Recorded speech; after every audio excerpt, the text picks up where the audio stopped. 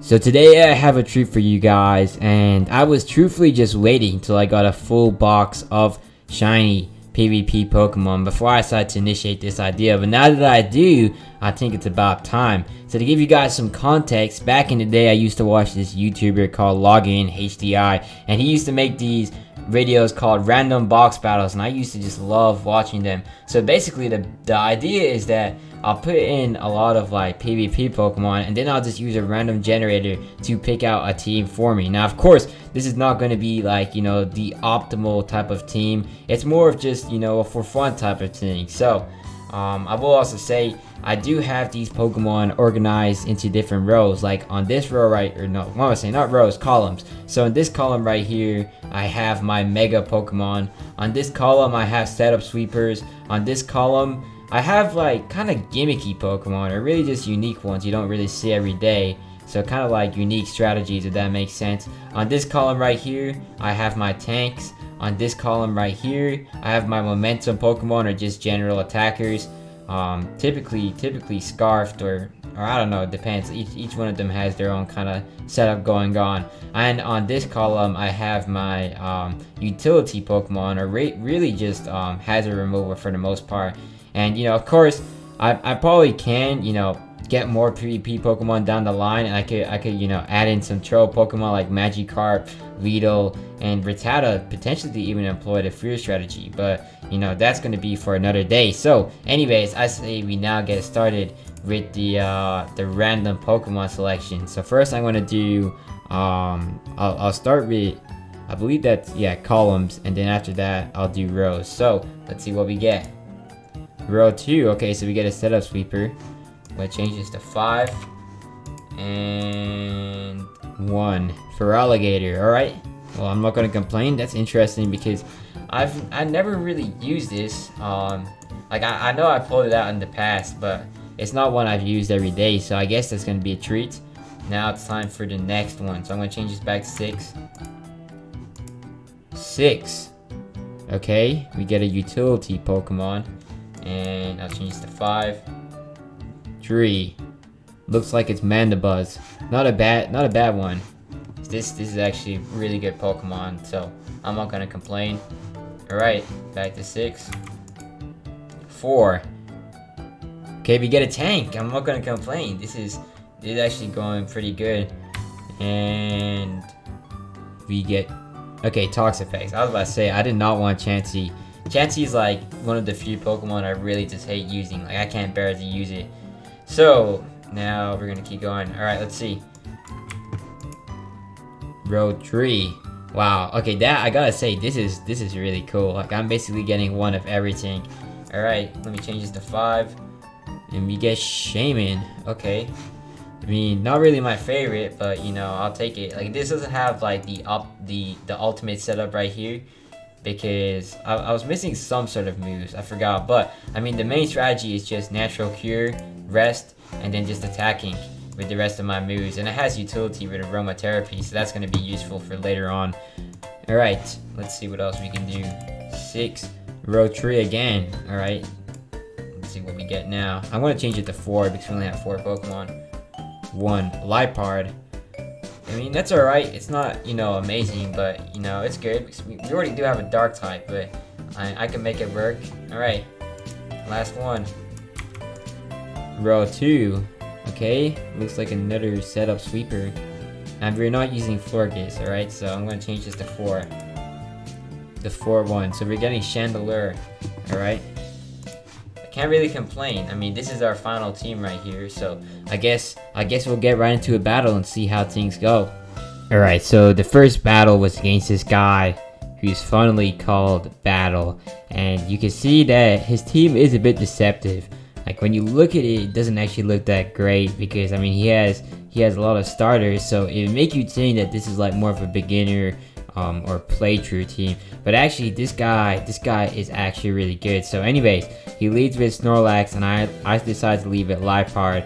And I mean, basically my idea about Lipard was to just paralyze something, then encore it into whatever it's gonna go for. It depends. Like if it do something really dumb, then I would go for an encore, and then that way I could get in for alligator and then I could start sweeping, because for alligator, once it sets up, it's crazy. That's really the epitome of my team. It is my flagship right here and right now. So unfortunately, I missed my paralysis, because like literally every single game, I've been missing my paralysis. I don't know what's happening, but like I just don't get luck with that. I've never missed a single focus blast, but I always miss T-Wave. Like, come on, man, that's kind of crazy.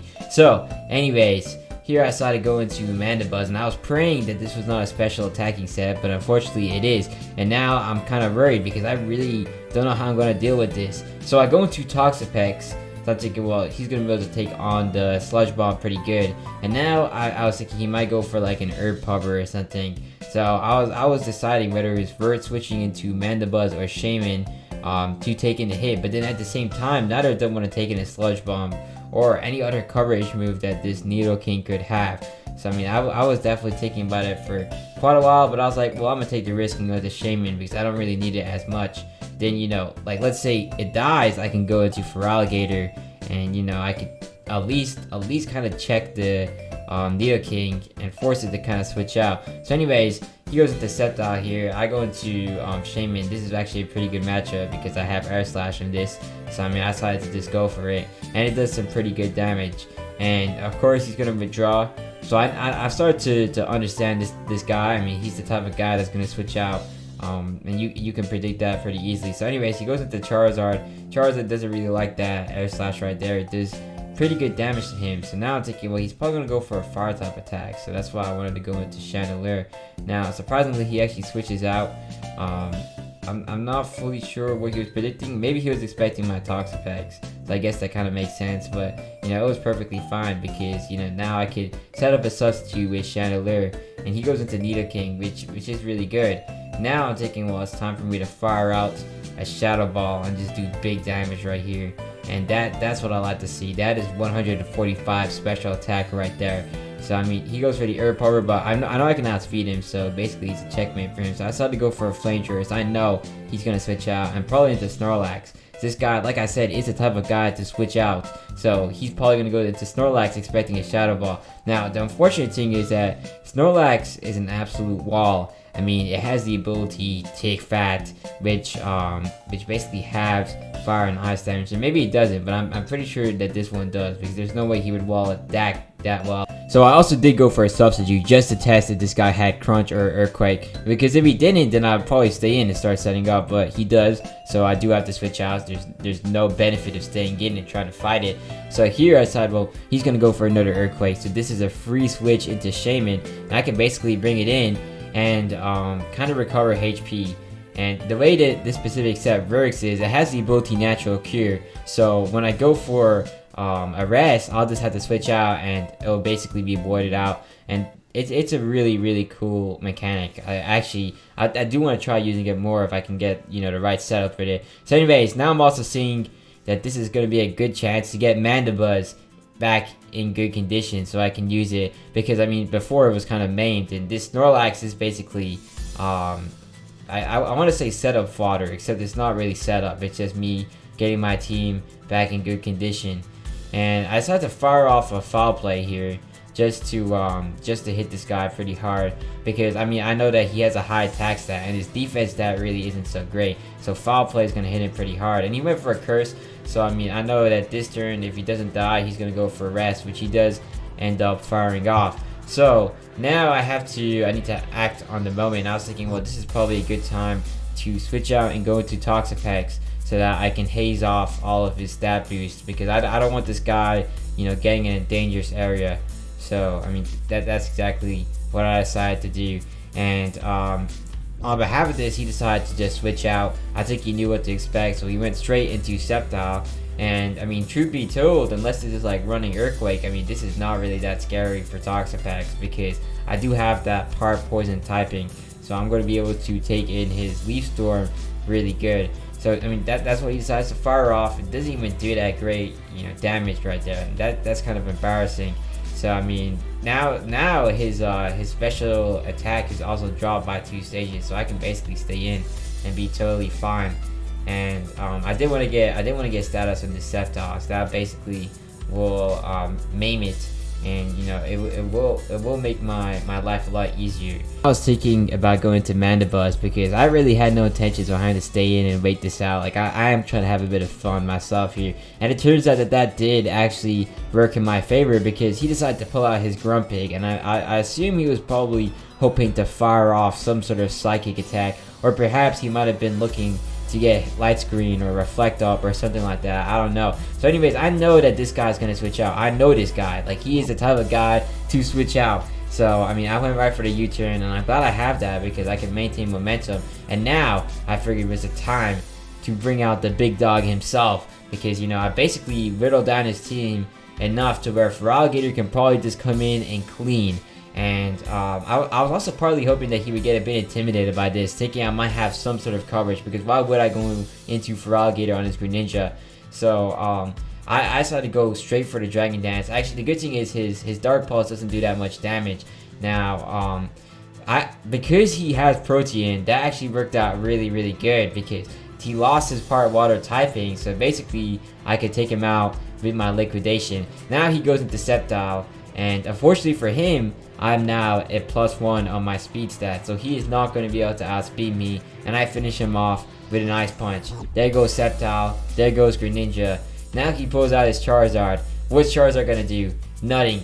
It's going to get one-shotted by this Liquidation. I mean, even if this was like a Charizard X or a Charizard Y, I don't think either of them would survive, because I mean, Feraligatr is at +1, and that Charizard's already injured, so you know, it's not going to be fun. And I have Life Orb with Sheer Force coming together to make this an insanely strong powerhouse. So now he pulls out his Snorlax, which does actually live to hit, although it's not going to wake up. And even if it did, I don't think it could really do anything to Feraligatr. So he switches out. I mean, I know this man, he's going to switch out. So I go right for the Crunch, expecting the Grumpig. There goes Grumpig. It probably wouldn't even matter. I'm pretty sure Liquidation probably would have still one-shotted it. But there goes Grumpig. So that's gone. Now he goes for his Nidoking. Unfortunately, that's not going to really, you know, matter too much, because I mean, he's going to go down to anything here. So I decided to go for the Ice Punch, just because I think it has higher accuracy. So I mean, I don't want to risk anything there. Now he goes into Snorlax. I finish this man off for the Liquidation, and that right there is GG. And that is exactly why you need to use Feraligatr in your PvP team. Alright, so this right here is the bonus battle. We're taking on Cruz81 YouTube, and this man is looking like an ape. So you can see though, this is his setup right here. He's got a couple of uber Pokemon, Kyogre, Genesect, Groudon. A bit intimidating, but I think I can handle them with this randomized team. I mean, in addition, he's also got this Talonflame, which I'm interested to see, because Gale Wings is a cool ability. I just haven't really seen it too much. I'd like to see if it has the Gen 6 version or the Gen 7 version, because the Gen 6 is miles better than Gen 7, and I hope that's the case, because that would make Talonflame an interesting Pokemon to try out. So anyways though, I'm leading with Liepard. You guys already know how it is with this specific team. I want to get a Paralysis, and then I want to see if I can get a Sweep. And he actually leads with his Kyogre, which is really not too bad for me, because I mean, getting Paralysis on one of his primal Pokemon is gonna be pretty sweet. So I mean, this is his primal Kyogre. A lot of people might be surprised, but I actually prefer it over Groudon. Not for competitive battles. I've never really used either of them, but just based on looks. And I was one of those guys that got Alpha Sapphire rather than Omega Ruby. So anyways though, I fire off my T-Wave. As you guys know, it's gonna miss. Like literally, like I said, I've been in so many battles, and every time I use it, it just happens to miss at the start. With this specific Pokemon, maybe it's a Liepard issue, because I don't remember Togekiss having this many problems. So anyways, I'm gonna go for it again, and this better not miss. Now luckily it does hit. We administered the Paralysis, but unfortunately he is able to attack and take care of my Liepard. So now I'm thinking, well, what do I want to do? I mean, I could go into Feraligatr, because the rain is up and Liquidation is gonna hit harder than ever, especially at +1. Although I did want to try a Chandelure, so I was thinking maybe this right here is the time to pull it out. But I was still debating about it, because I know Feraligatr is obviously the smarter play, but really isn't the most fun play, because I did just get that Sweep. So I mean, I did get a Showcase of it, and I do kind of want to see some Chandelure, which is exactly why I pulled it out. You guys might think I'm crazy, but trust me, I do have a strategy here. So because I administered the Paralysis, one of my original strategies back in the day was to just use substitute until eventually the opponent would get paralyzed. Then I would start setting up calm minds, and you'd have to specifically do this on a special attacker because eventually you will be able to withstand the hits. Now this right here is the strongest special attacker in the game, so it's not really the optimal Pokemon to try setting up on. But you know, I was desperate to pull out Chandelure and just try it out here, so that's exactly what I decided to do. Now unfortunately, I can miss my my 90% accuracy move, but this guy won't get paralyzed for a single turn because the game is just like that sometimes.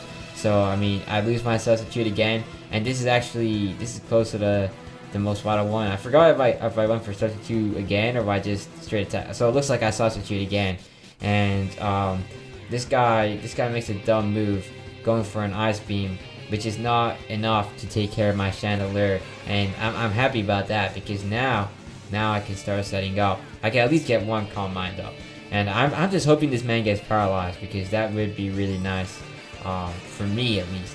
So that turn he does actually end up getting paralyzed, which is great. So I decide that now it is time to fire off a Shadow Ball on this dude, and it does some pretty good damage right here. So he goes for a Water Spout. It's able to fade my substitute. That's a bit unfortunate, but you know, that gives me the chance to fire off another Shadow Ball on this guy, and it does pretty nice damage. Now he goes for a Water Spout. I was expecting to die, but actually does not kill me, and that is because Water Spout is like Eruption. I'm pretty sure Eruption is the fire variation where it depends on the amount of HP you have. So I'm actually able to finish off this Kyogre, which is crazy because I never thought I'd see the day where I 1v1 a Kyogre with my Chandelure and beat it. So now he goes into his Gudra, and I mean, I know that there's no time for those substitute paralysis shenanigans because this guy isn't even paralyzed, so it's pointless, and I may as well attack. So that I think is +1 or probably +2, I forgot. But I mean, that's pretty solid damage because I mean, Gudra is really good in special defense, so I'm pretty satisfied with that. And unfortunately he does take care of me, but I mean, you know, taking care of Kyogre is pretty nice, and denting that Gudra too. So I'm thinking this might be a time to pull out Feraligatr. Although I mean, I was still debating about it, but you know, I figured that this right here is the time, and I'll probably just go for an Ice Punch. I don't think I need to start setting up here. So the Ice Punch is enough to take care of the Gudra. If it wasn't, I would be a bit disappointed. But I mean, Feraligatr does not let you down in times when you need it. I might start using this Pokemon more now. So I've never really been disappointed by it. So now he goes into his Toxicroak, and this is probably a good time to switch out because I mean, why would I want to stay in and find out what this guy has, especially when I have all these good defensive Pokemon that are built to withstand Pokemon like Toxicroak. I mean, I could have stayed in because the rain is there, but also there is this specific ability Toxicroak gets known as, I think it's Dry Skin, or it's like something like that, where it absorbs water type attacks. So I don't want to try and find out if this Pokemon had that ability, which is why I decided to switch out into Mandibuzz, which I was expecting to be a good check in a sense, but then I realized, well, he does actually resist Foul Play, so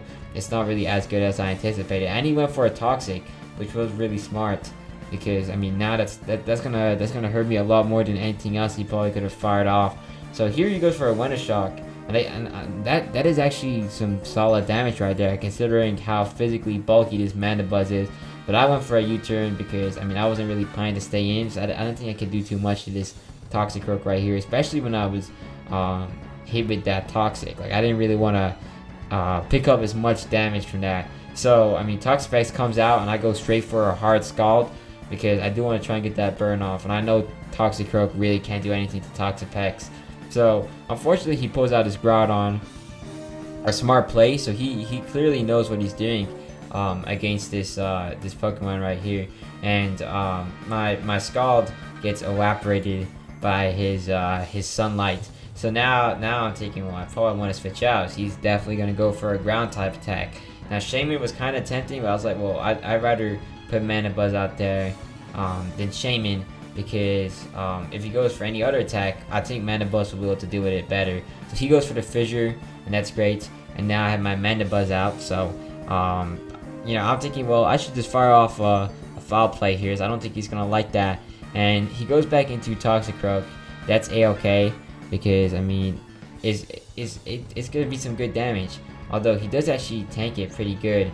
So now I'm thinking this is probably the time to switch out into Toxapex, and then when he goes back into Groudon, I can go for a Toxic. And now one thing I did actually realize was that this guy does have dry skin, so it's a good thing. It's a good thing I didn't use Liquidation.